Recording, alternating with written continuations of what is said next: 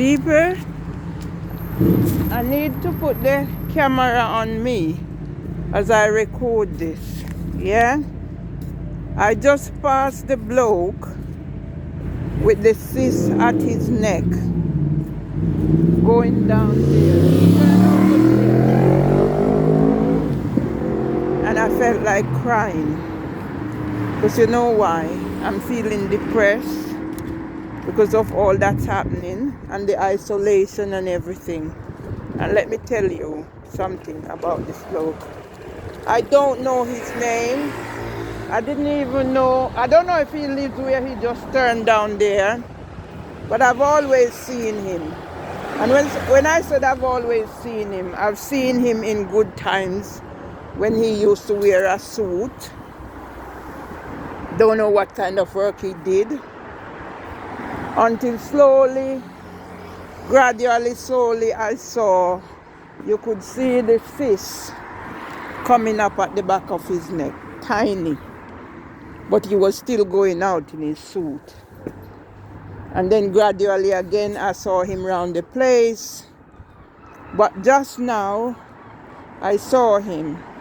And he's not wearing a coat, he's just wearing a top and a bottom, and it's rolled up to his knees.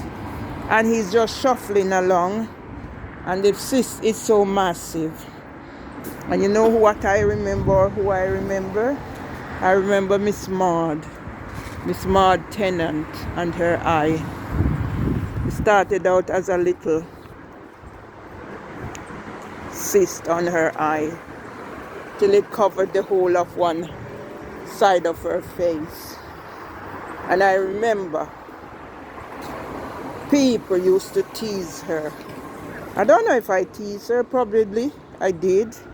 But people who you'd think should have known better teased her.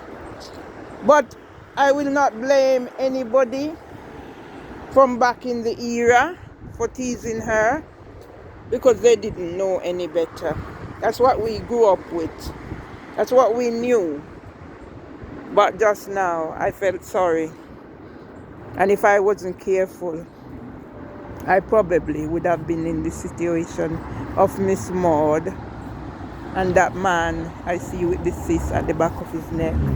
Because yesterday, I didn't go and look for my husband because my teeth was hurting me. I cook and eat, but the pain. And I'm just trying to put stories out there so people understand why I am the way I am. I'm no criminal needing emotional regulation treatment. I'm no violent nuisance. And when I look back on my Facebook with memories, what I wrote about what my family was doing to me, and see it comes to pass. Brother Ken prayed for me at Auntie Melly, stranger, and said he see them coming for me with the coffin. I must be careful who I eat from. And 10 years after Brother Ken prayed for me, here I am, a shell of my former self.